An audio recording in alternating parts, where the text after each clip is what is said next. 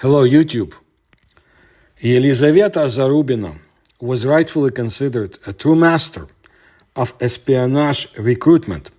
It was she who had recruited Gestapo officer Willy Lehman, who became the prototype of Otto von Stirlitz, one of the heroes of Yulian Semenov's novel 17 Moments of Spring. Max Otto von Stirlitz, as the lead character in the Soviet book series written in the 1960s by the above-mentioned Semenov, and the television adaptation titled 17 Moments of Spring. Well, Stirlitz had become a stereotypical spy in the Soviet and post-Soviet culture, similar to James Bond in Western culture. The most popular and venerable hero of the Soviet spy fiction, as he was once called in the West. But more about Lehman later. Zarubina turned out to be one of the few female intelligence officers who lived to old age. However, she still did not manage to die a natural death. Her real name is Yelizaveta Rosenzweig. Yelizaveta's father served as a forestry manager in a rich estate located on the territory of Bessarabia, that's in Romania at the time. Due to these circumstances, the Rosenzweig couple did not need anything, and their daughter received an excellent education and spoke several foreign languages. In addition, her father instilled in Yelizaveta a love for Russian literature and culture in general. Therefore, when Yelizaveta's cousin caught fire with revolutionary ideas, the girl, without hesitation, followed her example. Liza, short for Yelizaveta, became a revolutionary at the age of 19. By that time, she was already married and studying at the Sorbonne in Paris, France. At first, Liza helped her friend and cousin distribute flyers and books for their beliefs and organization, and then employees of the Soviet Cheka, KGB of the time, that's how it was called, secret police, came to her directly and lured her to their side. In 1919, Lisa hastily married a Romanian Marxist by the name of Vasily Spira. She was convinced that together they will build communism all over the planet, and life seemed like an endless, adventurous romance. The year is 1924, Vienna. Yelizaveta Spiru gets a job as a translator at the USSR trade mission in Austria. Soon she was offered to cooperate with Soviet intelligence. She immediately agreed. She received the pseudonym Erna. The year now is 1925. During that year, Yelizaveta managed to attract several important people from the Austrian government circles to cooperate with the Soviet intelligence. Few people could resist Erna's charm. She could win people over in a matter of minutes. Moscow appreciated her work. Yelizaveta received Soviet citizenship, but Yelizaveta's marriage also broke up. The specifics of her new job required more freedom. So she had spy missions abroad. Erna traveled to Turkey in 1927 on the instructions of the Center, meaning Moscow's leadership of Soviet espionage operations. There she meets the head of the Soviet intelligence network in the Middle East, Yakov Blumkin, a man with demonic attractiveness who hypnotically affects people. Lisa was no exception. Falling under his vicious charm, she becomes his wife.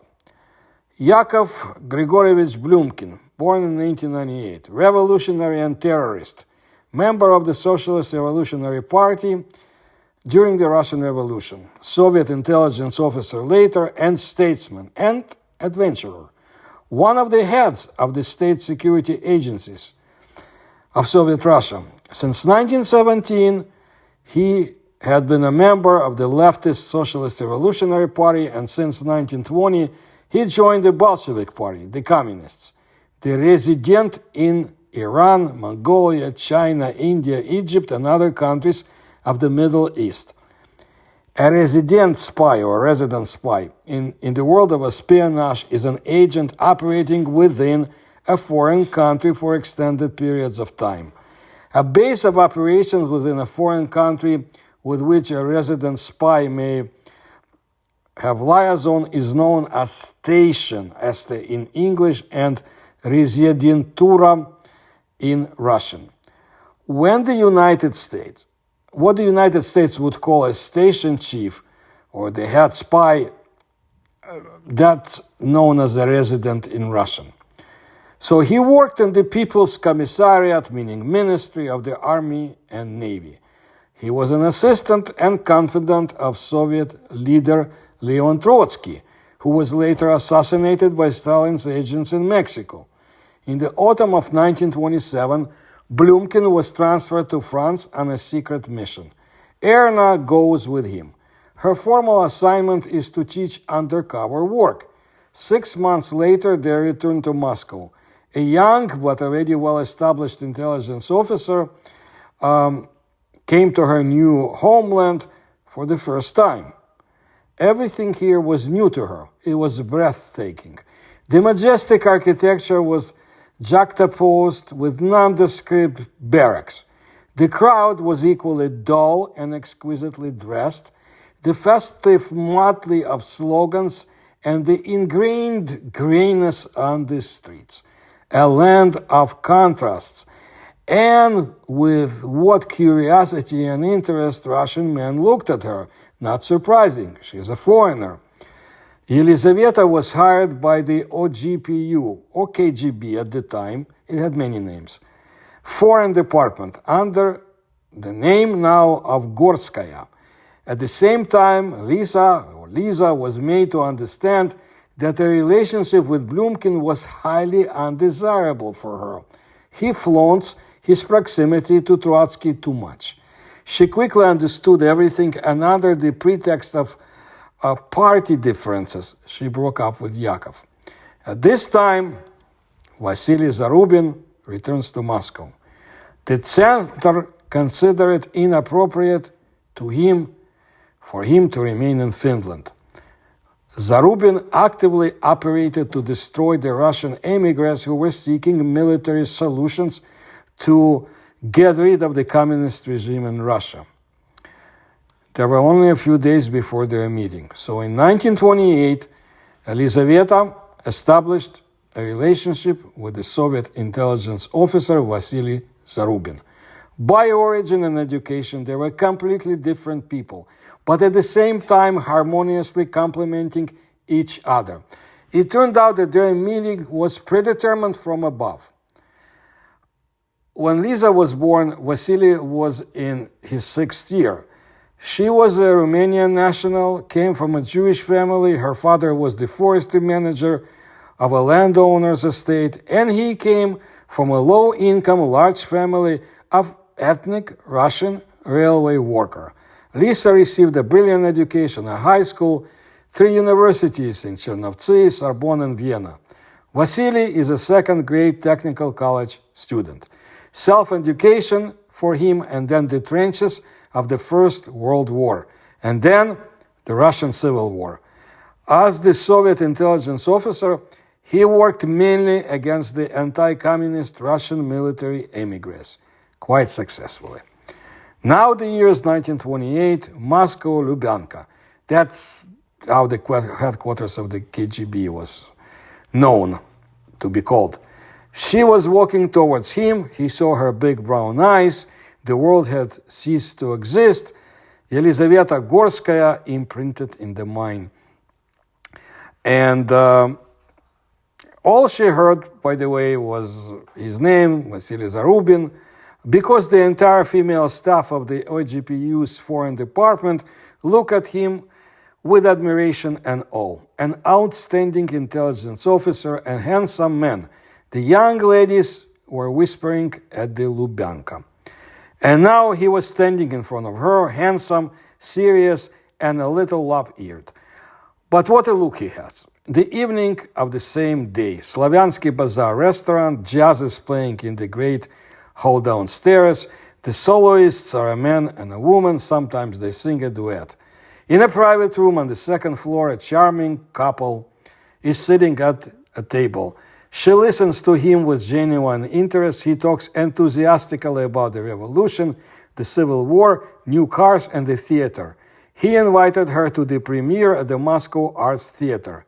As they were leaving the restaurant, he suddenly said, "Lisa, you and I are going to sing wonderfully.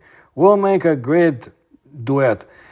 No worse than theirs." He nodded towards the soloists. She realized that Vasily had proposed to her.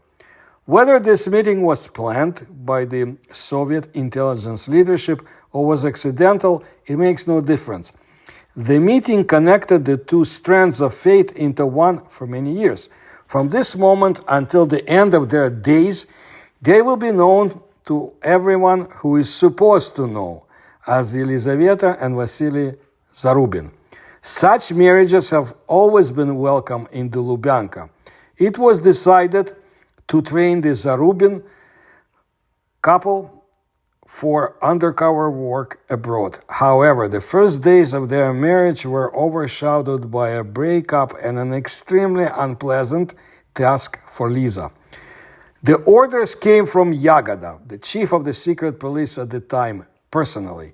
The order was given by Stalin himself. She was to meet Yakov Blumkin in Istanbul and, in the words of Genrikh Yagoda, by all means, throwing aside bourgeois prejudices, go to bed with him, but reveal his connections to Trotsky. And most importantly, at any cost, to achieve the return of Yakov Blumkin to Soviet Russia. Vasily was urgently sent to Sweden specifically for this time with the task or mission to obtain information about the latest production technology. He understood everything perfectly and took it as a test of strength. You must pay for everything in this life, but what's the price? He would never remind Lisa of this assignment or approach her. And in the Soviet Union, they launched the production of ball bearings using the new technology that he was able to obtain. Having met with Blumkin, Yelizaveta Zarubina was able to convince him of her genuine passion for him. She told Blumkin about her frustrations with the Stalinist regime, and he believed her. He confessed that he had repeatedly met with Trotsky, handed him a large sum of money, and received instructions from many of his supporters in the USSR. The report from Istanbul was placed on Stalin's desk. The operation to bring the super spy back went like a clockwork.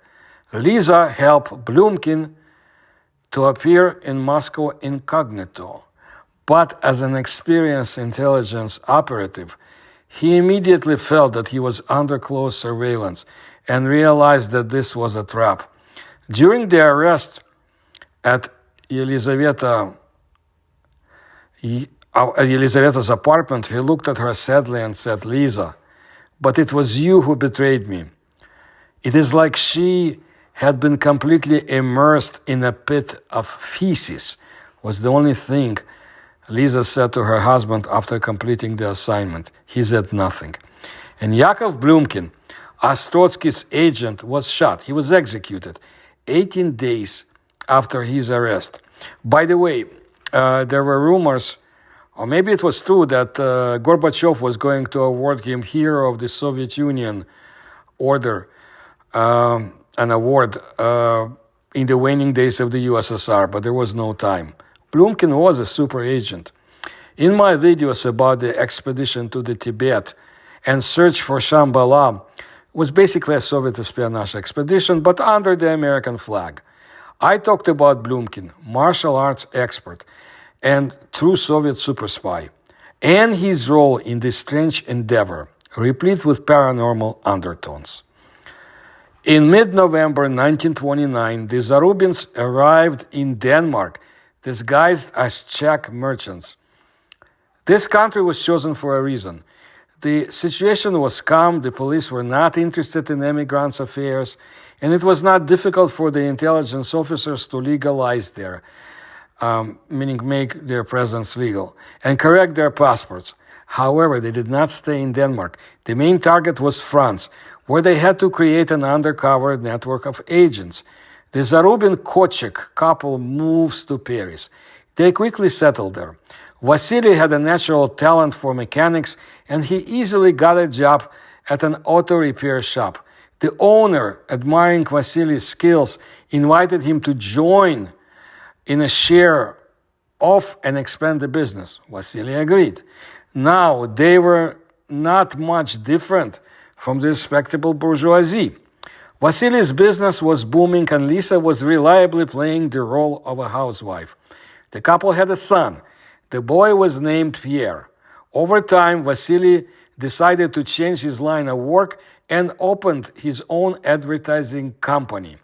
Thanks to this business, his circle of acquaintances was becoming even wider. He played tennis with members of the French Parliament, foreign ministry officials, and many influential people. Once, Vasily even had to play with the King of Denmark. He began to keep score, and people began to say to him, "Well, what are you doing? It's the King of Denmark after all. What can you do? Sport is sport." Meanwhile, Madame Kochek, under the pseudonym Vardo, was collecting information about Germany. She met a stenographer at the German embassy. At first, the relationship did not work. She was a nervous, withdrawn, lonely woman, that stenographer. Gradually, Vardo won over the stenographer. Frequent meetings, intimate conversations in private, expensive gifts, and genuine concern for her lonely fate made them close friends. They found a common language. Vardo inducted her for the collaboration by giving her the pseudonym Hanum. All information from Hanum about the economic, strategic, and political negotiations between France and Germany was regularly received by the Soviet Center. It was from her that Vardo was first to learn about the creation of the fifth column in many countries of the world. The Zarubin's greatest success was during the French period was to restore contacts with an OGPU agent, former Tsarist, meaning Russian Imperial General Dyakonov. Through Dyakonov, a game with French intelligence began, codenamed the Second Set.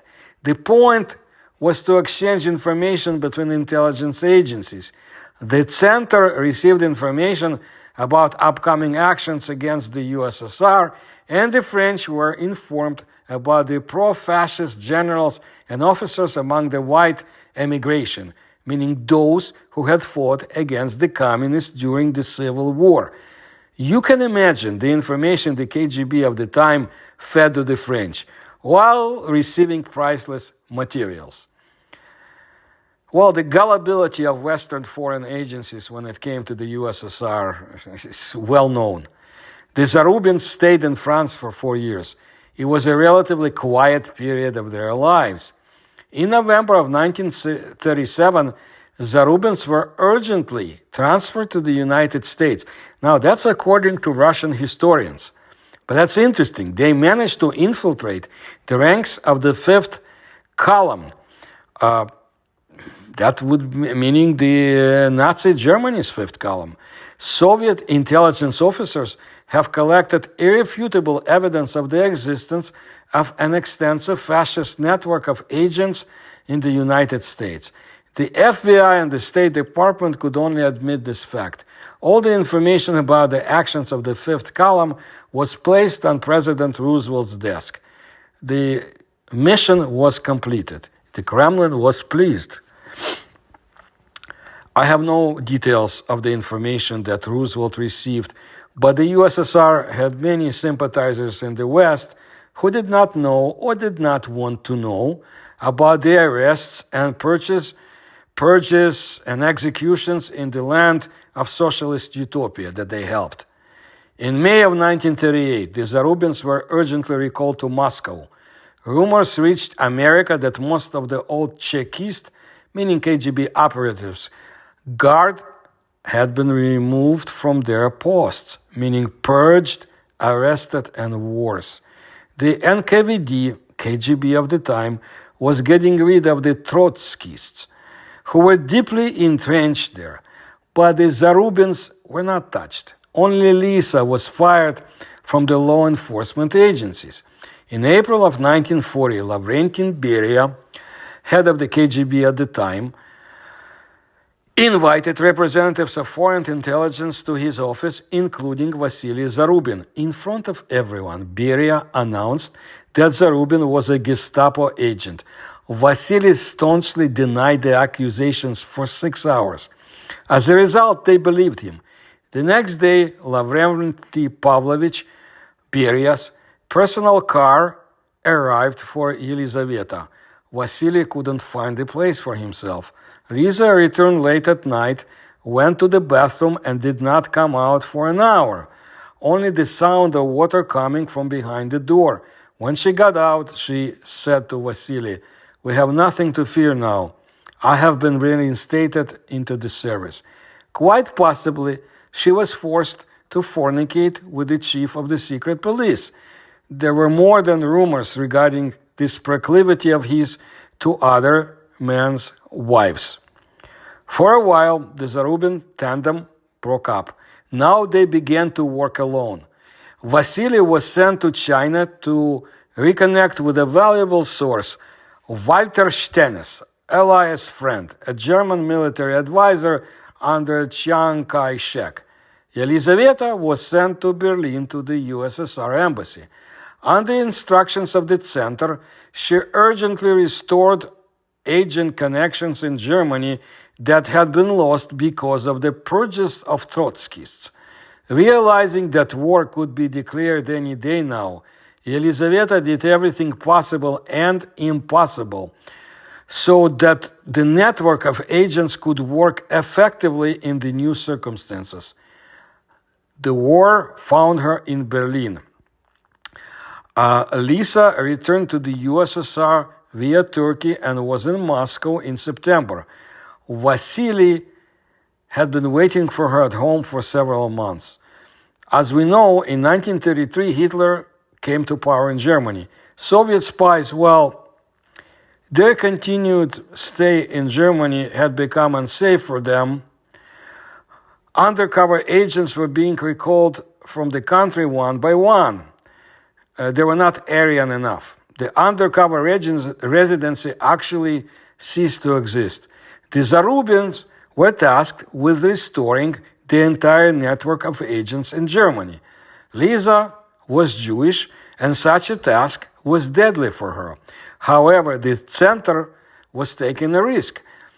Given her artistic abilities and, as Moscow put it, Vasily's Aryan appearance, she went to Germany and brought all sorts of fake passports, documents, and money from another country.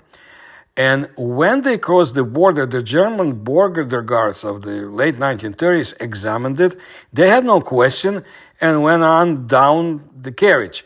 And suddenly they came back shouting, "Madame, we ask you to come out immediately. You are carrying weapons." Let me cite something. Mom, as far as I know, showed great restraint, refused to leave.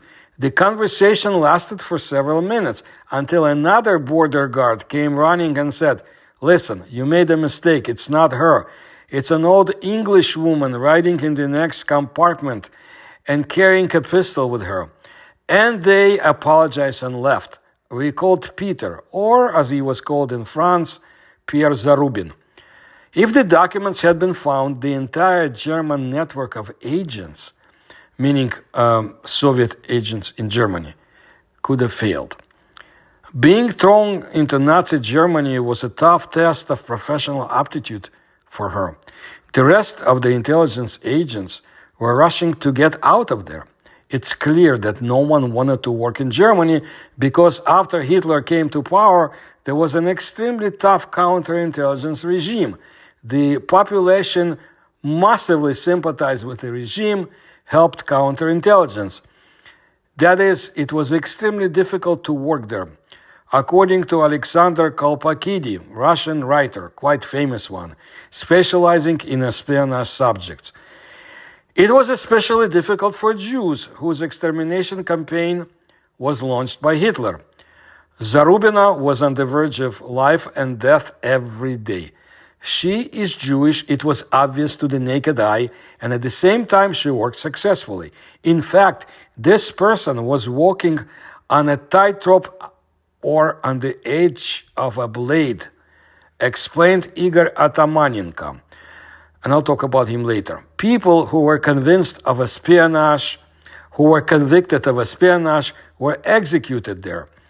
They would execute people by guillotine. They laid them face up, according to another Russian writer, Alexander Bondarenko. The couple were together again. Their successful family duo was never separated anymore. So the Zarubins worked as a pair, as a couple, in Denmark, France, Turkey, and even in Nazi Germany. She could impersonate anyone. Thus, in order to recruit Gestapo officer Willy Lehman, Zarubina especially learned Italian, thanks to which she managed to skillfully transform into an Italian woman. For several years, Lehman supplied Soviet intelligence with important information. It was the story of Zarubina's recruitment of this Gestapo officer that inspired, like I said, Yulian Semyonov to write his famous novel about Stirlitz. His prototype was Willy Lehman. Sometimes in Moscow, the latest intelligence he supplied was received before Hitler himself would have it. Everyone called him Daddy Willy Lehman, Papasha in Russian. And he delivered a lot of information. Russian writer Stavinsky said, at the end, as I recall from my research of Soviet intelligence of 1940s, Lehman perished because of the negligence of this very Soviet intelligence. But that's another story. In total, Elizaveta Zarubina recruited more than 20 people, including not only men but also women. But then the new assignment awaited. In October of 1941, Vasily Zarubin was appointed chief or head of the station resident in the United States, and his wife was appointed as operational assistant. He received the official status of the second secretary of the Soviet embassy. Their last name had been changed. Now they were known as Zubilin. The atomic theme, the famous Manhattan Project of the American government, came to the fore of their joint work. The work on the project was carried out in strictest secrecy. The sociable Elizaveta found the lead that they needed thanks to her agent Margarita Vorontsova-Kaninkova, the wife of the famous Russian sculptor Sergei Kaninkov. She was nicknamed Einstein's last love. Through her, Zarubina met Albert Einstein and Robert Oppenheimer's wife Catherine, with whom they became close friends, according to the Russian historians. Zarubina contacted Robert Oppenheimer, the American father of the atomic bomb, to his wife. By the way, Zarubina was awarded a Red Star medal for the information about work on the atomic weapons. So remember, Potsdam, July 17, 1945, a big meeting of the Big Three. The victorious countries of the Second World War gathered to decide the fate of Germany. Stalin, Truman, and Churchill were having breakfast when the American president was informed of the successful testing of the latest weapons. The day before, a nuclear bomb exploded at a closed test site in New Mexico. Truman, wanting to show the superiority of the United States, shared the news and was extremely disappointed that the Soviet leader took the information without interest. Uncle Joe probably did not understand anything, Truman told Churchill. But Stalin not only understood, but even knew before them about the test. as well as all the details of the American atomic project. These secret materials were obtained for him by the best spy of that time, Yelizaveta Zarubina. By the way, in my videos and books and lectures, I talk about the information on American UFOs that Stalin had in his possession in late 1940s. I don't know who brought it to him. It's still a state secret. But apparently they knew quite a lot about the United States through their spies and the cheerleaders that were supporting Soviet utopia in large numbers among American intelligentsia, Hollywood, and so forth. Zarubina, as the Russian historians claim, was being hunted by intelligence services. They say all the intelligence services in the world. I don't believe it, but I'm sure by some. And it was she, again, who recruited the man who became the prototype of Stirlitz. She who stole the secret of the atomic bomb from the Americans and prevented Trotsky from making a revolution. Probably they were referring to her betrayal of her former husband, Blumkin. She changed history. Zarubina knew so many secrets that she could destroy more than one government. Listen to that and remember. That's the claim they have. The double life of a secret agent of the Kremlin became known only not that long ago, after the fall of the USSR. But so far, her dossier, her files have not been fully opened or declassified. For the first time, the world learned about intelligence officer of the USSR, Yelizaveta Zarubina, from declassified FBI archives. The FBI tracked down Zarubina only in the 1950s, of course, when she already left the United States. The claim is that she had several dozen participants of the Manhattan Project recruited. And this helped us create the first atomic bomb. We would have done it 10 years later because we would have spent 5 years searching for dead ends. The intelligence allowed us to get away from them. And this is the greatest merit, said Russian writer Vladimir Gubaryov. The USSR created nuclear weapons after the United States, but just a couple of years later. It cost 100 times cheaper than the Americans spent. The bomb would have been assembled earlier, but the right amount of uranium was not immediately found. It was delivered on donkeys from Central Asia, and at that time the Soviet Union already had all the nuclear technologies. Zarubina forwarded 11,000 pages of necessary formulas and diagrams, even though she was monitored around the clock. Igor Atamanenko, Russian security lieutenant colonel in the reserves, knows firsthand how the special services operate. After retiring, he authored several books about this. They had to account for every step they took and constant surveillance, not just constant living under microphones, constant monitoring of telephone conversations, a real reservation. Can you imagine how to move only within a certain radius? Asked Atamanenko. When Stalin conceived a secret mission to the United States, the choice immediately fell on Zarubins. Our residents were educated people. At that time, people with higher educations were selected for intelligence work. Try to figure out some of the physical constants. Try to figure out something if you don't have a college degree. The Zarubins were very useful from this point of view. They had a lot of experience, according to Vladimir Gubaryov. However, only Lisa received higher education. She spoke several European languages and took advantage of her striking appearance, posing as Italian or French. First of all, I would say that she was an amazing recruiter. In my opinion, there are about 30 candidates for recruitment whom she turned into full-fledged sources of information and made them agents, according to Igor Atamanenko. No one has ever managed to achieve such a result. She was able to learn even more than the center expected. So in the United States, Zarubina and her husband were sent in the fall of 1941. Stalin conducted the pre-departure briefing personally. At first, their mission was to understand the mood of the Americans, whether they should be counted on in the war against Hitler. No one expected how this case would end, so Zarubina's cover this time was quite official. She was an employee of the Soviet embassy in Washington. She quickly managed to become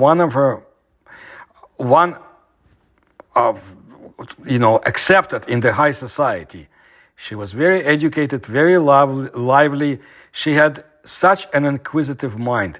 She was bossy, she had a personality.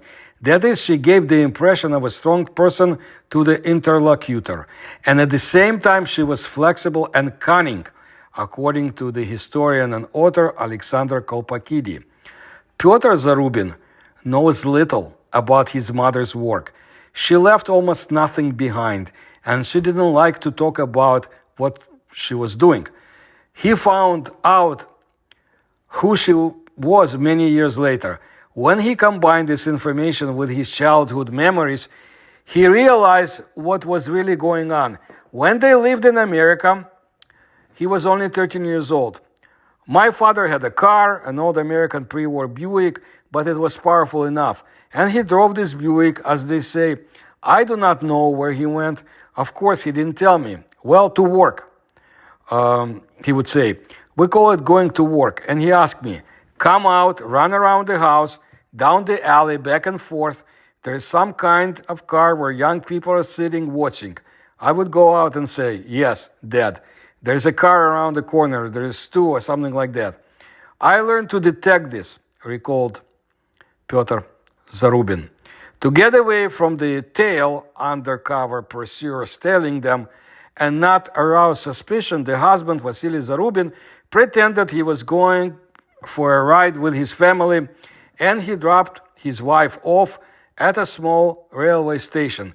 Elizaveta Zarubina constantly had to get in touch with the recruited agents. 22 people got into the network in the United States. She traveled all the time between Washington, New York, and California. Sometimes, in order to escape from persecution, she used simple feminine tricks. That is, she makes some movements at first, as if her stocking had come down, goes into the front door, and there is another exit. The outside pursuers stay outside. They don't go in behind. And that's how a person disappeared, according to Igor Atamanenko. The code name of the American nuclear weapons program was the Manhattan Project. It included the most educated, well-known scientists from all over the world. Lisa recruited some of them by playing on their sympathies for the Soviet Union, while she simply skillfully blackmailed others. Lisa gained by using her power over Robert Oppenheimer's wife, Catherine. The women formed such a tender friendship that there was even talk of an affair between them. It is known that thanks to Lisa's influence on Catherine and her husband, many left-wing physicists and mathematicians were involved in the work on the bomb and leaked secrets of the USSR through the experienced spy Elizaveta Zarubina. Based on the information received from Zarubin, Stalin instantly changed his tactics towards the United States. But Lisa did not interfere in big politics, following the instructions exactly, when suddenly she and her husband were urgently recalled from Washington. Zarubin's deputy, Colonel Mironov, with whom they had worked together before the war, turned out to be a mentally ill man, totally schizophrenic. Obviously, this was due to the purges, repressions of 1937 in the Soviet Union, and he just did something monstrous. He wrote letters to Stalin, Roosevelt, and the FBI to Hoover, said Alexander Kolpakidi. He wrote to Stalin that Zarubin was a traitor. working for American intelligence. He wrote to Hoover and Roosevelt that Zarubin was a Soviet agent. And he revealed the entire station, the entire Rezidentatura. In their native Soviet Union, they received the Order of the Red Banner, and the Zarubins were dismissed. Well, from work. Lisa was eager to fight on, eager to work, but the authorities secretly informed her that the Jewish question was being raised in the country and it is better to leave in an amicable way. A year after the victory over Nazi Germany, Yelizaveta Zarubina was discharged. The same fate befell her husband 2 years later. Apparently, he tried to defend his wife.